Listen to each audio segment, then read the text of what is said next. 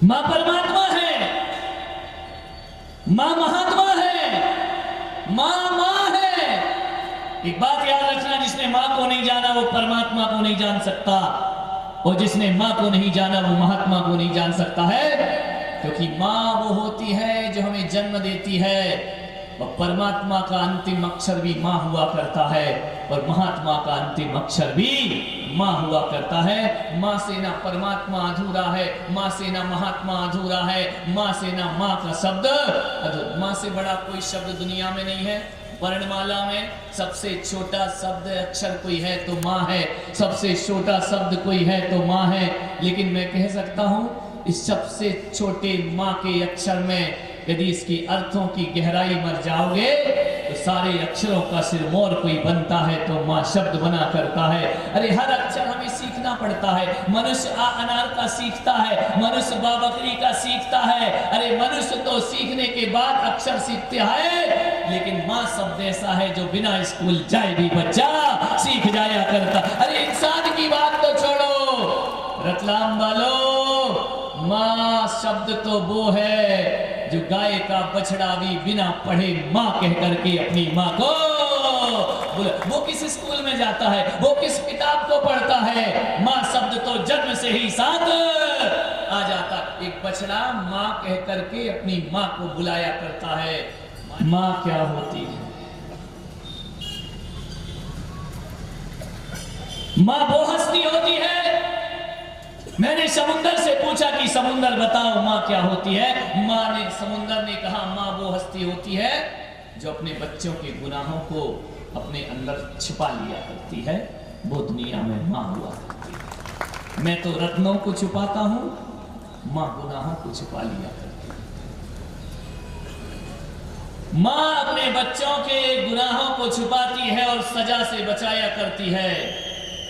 एक व्यक्ति ने मुझसे पूछा कि मां कहां होती है।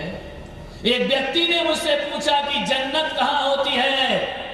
मैंने बड़े सहज भाव से जवाब दिया कि मेरी मां जहां होती है जन्नत वहां हुआ करती है।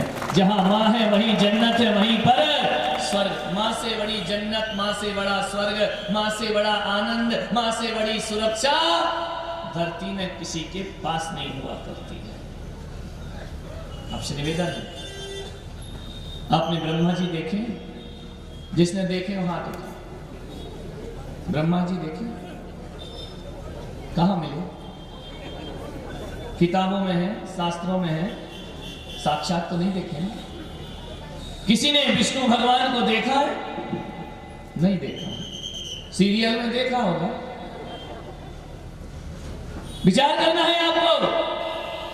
किसी ने शिव को देखा, महादेव को देखा है? नहीं देखा। साक्षात तो किसी ने नहीं देखा। लेकिन तुम साक्षात देख सकते हो यदि मेरी बातों को थोड़ा सा तवज्जो दे दो। मैं जानता हूं कि लोग कहते हैं ब्रह्मा ने सृष्टि बनाई है। मैं जानता हूं कि लोग कहते हैं कि विष्णु इस सृष्टि का पालन करते हैं।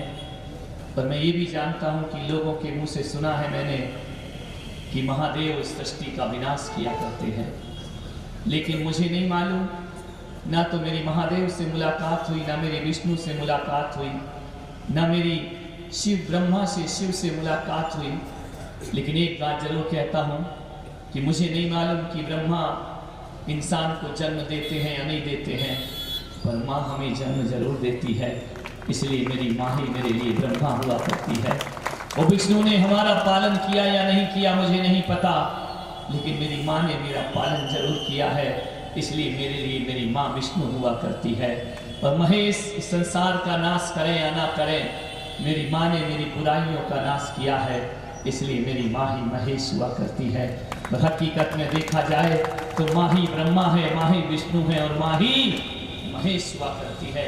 जो माँ में तीनों देवों के दर्शन कर लिया करते हैं, उस आदमी को फिर किसी तीर्थ स्थान पे जाने की जरूरत नहीं पड़ा करती है। उसका घर मंदिर हो जाता है और उसकी माँ की सेवा उसका सबसे बड़ा तीर्थ स्थान हो जाया करता है। माँ में सब कुछ है। माँ ब्रह्मा है, माँ विष्णु है, माँ महेश है। जिसने माँ में इन्हें नहीं देखा उसने ब्रह्मा में भी ब्रह्मा को नहीं देखा और विष्णु में भी विष्णु को नहीं देखा। माँ सब कुछ हुआ।